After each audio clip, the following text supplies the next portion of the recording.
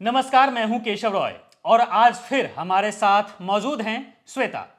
चलिए आज हम फिर आपको तीन बड़ी खबरें जो हमारे देश में जो तीन बड़ी खबरें हैं देश की उसके बारे में बताते हैं आपको। तो श्वेता, आज की जो सबसे बड़ी खबर है वो क्या है? आज की जो सबसे बड़ी खबर है वो यूपी से है, जहां पे एक राजनीतिक हलचल शुरू हो चुकी है विधानसभा चुनाव को लेकर के।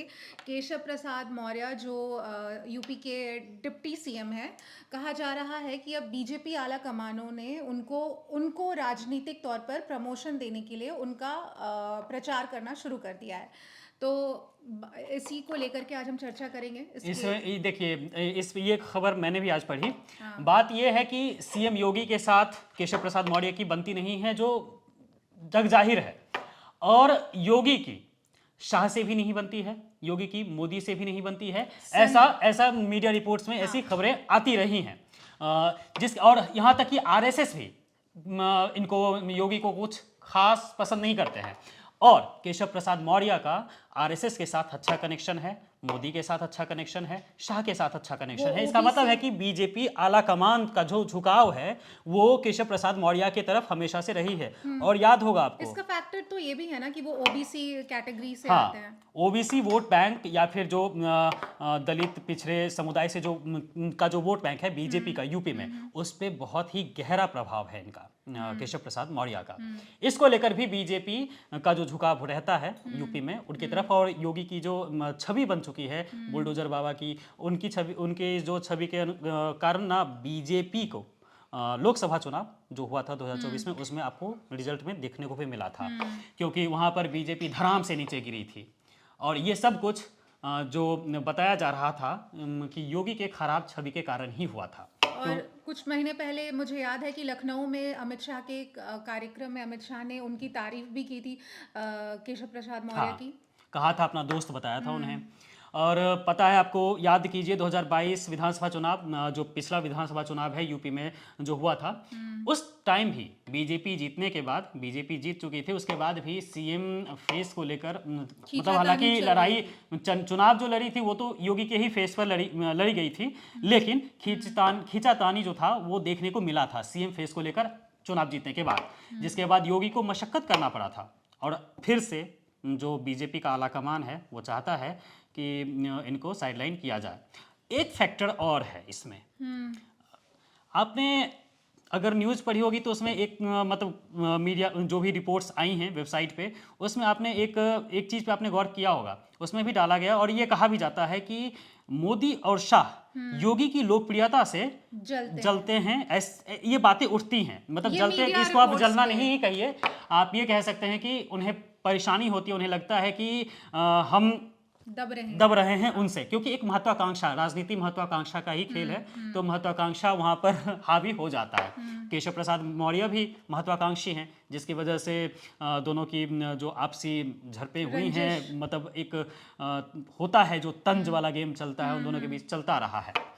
तो ये खबर थी जो आज मीडिया में चल रही है।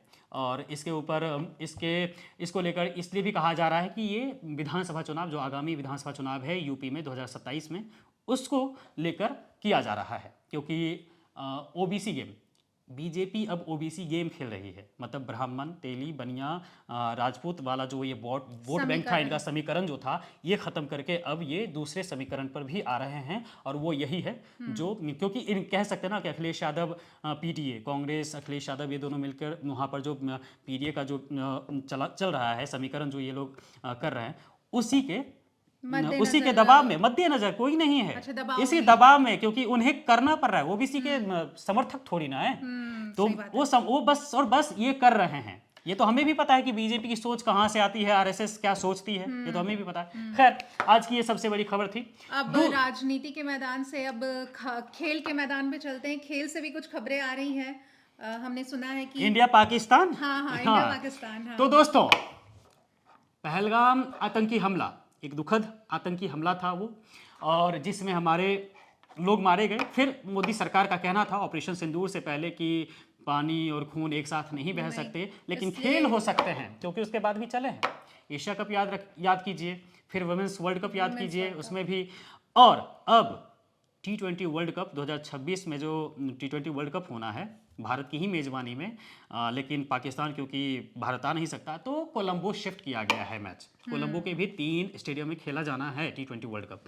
तो जो ये मैच है भारत पाकिस्तान का मैच है वो 15 फरवरी को खेला जाएगा, 15 फरवरी 2026। कि जब इससे देखो कितनी ये चीज़ें सामने आती है ना कि जो हमारी केंद्र सरकार बात करती है या जो हमारे अमित शाह और मोदी जी बात करते हैं कि इतना बड़ा हमला हुआ, हम इस हमले को नज़रअंदाज नहीं कर सकते, हम पाकिस्तान को मुंह तोड़ जवाब देंगे। ऑपरेशन हालांकि सिंदूर मुंह तोड़ जवाब देने के बाद तो अभी दिल्ली में बम विस्फोट धमाके हुआ हुए। था, आतंकी हमला, ये भी तो हाँ। आतंकी हमला है। हालांकि 48 घंटे के बाद उन्होंने माना था माना, कि आतंकी हमला है। हाँ।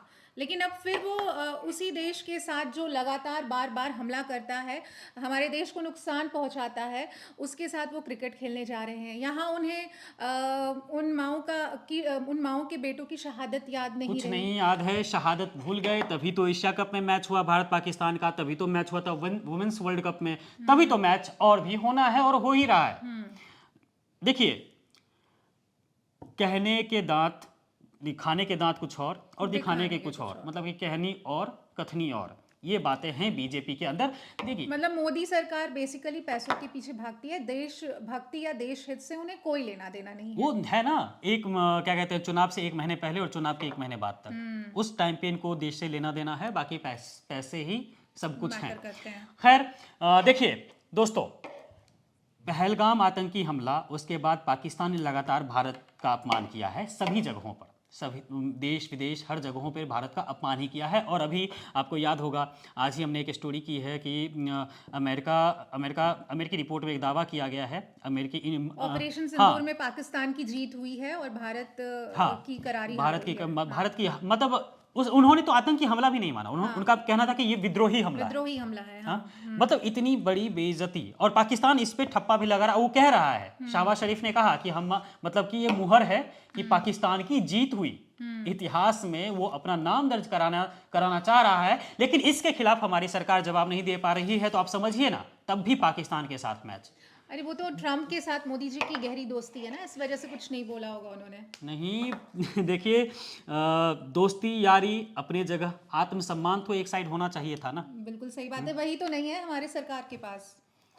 आत्मसम्मान से परे कुछ नहीं होता, लेकिन हमारी सरकार के लिए सब कुछ होता है। खैर, आज की तीसरी बड़ी खबर एक दुखद खबर है, जिसने हमें चौंकाया, जिसने हमें एक कह सकते हैं कि अंतर्राष्ट्रीय लेवल पर हमें थोड़ा सा शर्मिंदा होना पड़ा, क्योंकि हमारा जो स्वदेशी एयरक्राफ्ट है, फाइटर जेट तेजस, वो दुबई एयर शो में आज ही, यानी कि 21 नवंबर को ही गिर गया, क्रैश हो गया, और जिसमें पायलट की भी दुखद मृत्यु हो गई है। इसके बाद श्वेता, आपको क्या लगता है कि तेजस को लेकर जो दावे मार्केट जो थे, जो ऐसा कि मोदी सरकार बताती थी कि तेजस का मार्केट बन रहा है, हमारे मिसाइल्स भी, खैर मिसाइल्स की बातें अभी नहीं है, लेकिन तेजस की बातें हैं करें, तो क्या आपको लगता है कि तेजस के मार्केट पर कितना असर पड़ेगा इसका? क्योंकि दुबई एयर शो दुनिया के सबसे बड़े एयर शो में से एक है, जो कि बहुत ही रेप्यूटेड है। तो आप बताइए क्या हो सकता है इससे क्या हमारे फाइटर जो जेट हैं, हमारे जो उद्योग हैं, इसको लेकर उस पर क्या असर पड़ेगा? नहीं, ये जो मोदी जी स्वदेशी होने की बात करते हैं और बोलते हैं कि हम हमारे जो विमान है जो हमने बनाया है वो काफ़ी मजबूत है और वो किसी भी तरीके की युद्ध में शिरकत करने के लिए तैयार है और बहुत मजबूती से तैयार है। देखिए, इससे पहले भी तेजस, आपको मैं सॉरी मैं बीच में काट रहा हूँ, इससे पहले भी तेजस एक बार राजस्थान में दुर्घटनाग्रस्त हुआ था, क्रैश हुआ था। तो तेजस में एक बार, अभी तक लेकिन सिर्फ 2 बार ही दुर्घटनाग्रस्त हुआ है। मैं सिर्फ यहाँ मार्केट की बात कर रहा हूँ श्वेता, क्योंकि ये हमारा स्वदेशी है, जो कि हमारी कंपनियां, हमारी सरकारी संस्थाएं इसमें लगी हैं और काम कर रही हैं, आज से नहीं कर रही हैं। ये भी नहीं है कि आज से, कई सालों से, दशकों से हमारे उद्योग, हमारा जो ये उद्योग है, उसको लेकर हमारे कर्मचारी, हमारे सरकारी अधिकारी सब लगे हुए हैं। तो आपको क्या लगता है कि हमारे ऊपर ये कितना, ये हम इमेज जो बिल्ड कर रहे थे, उस पर कितना प्रभाव पड़ेगा? नहीं, प्रभाव तो पड़ा है ना केशव। जब मोदी जी दावा करते हैं अपने विश्व गुरु होने का, वो दावा करते हैं कि अब हमें बाहर से कोई भी किसी भी तरीके के हथियार या किसी भी तरीके के लड़ाकू विमान मंगाने की ज़रूरत नहीं है, हमने उसे अपने देश में ही मैन्युफैक्चर किया है। अब अगर ये सारी घटनाएं वो भी विदेशी धरती पर होंगी जहाँ पे ये न्यूज़ इंटरनेशनल मार्केट में आएगी, तो ऑब्वियस सी बात है कि इस खबर को लेकर के जो विदेशी मीडिया है इस खबर को अगर उसने वो और कवर उसको करती और है, ज्यादा उछाला जाएगा और गलत करके, तरीके से, हाँ जिससे बिल्कुल, देश को और शर्मिंदा होना पड़ेगा। हाँ। और हालांकि इस पे भी सरकार को लगाम लगाना चाहिए। जो भी है, खैर इसकी रिपोर्ट आनी अभी बाकी लेकिन है। सवाल ये उठता है ना केशव की, अगर एक शो में तेजस विमान गिर सकता है तो यही तो अगर बैटलफील्ड में क्या होगा? यस, हाँ, मेरा यही सवाल है कि तो अगर इन सब चीज़ों पर ध्यान दिया जाए, क्योंकि जो छोटी छोटी कमियां हैं उन्हें ठीक किया जाए, क्योंकि हमें पता है हमारी स्वदेशी चीज़ें कितनी मजबूत होती हैं। खैर, इस पर सरकार की जो नज़र है, सरकार की नज़र कितनी तगड़ी है मुझे नहीं पता। क्योंकि अगर सरकार पैनी नज़र गड़ाए है तो जो विमानों में जो छोटी मोटी गड़बड़ियां हो रही हैं वो नहीं होंगी। खैर, आज की जो सबसे बड़ी 3 खबरें थी वो हमने आपको बताई। चलिए अब इजाज़त दीजिए। नमस्कार, देखते रहिए न्यूज़ कैप्सूल।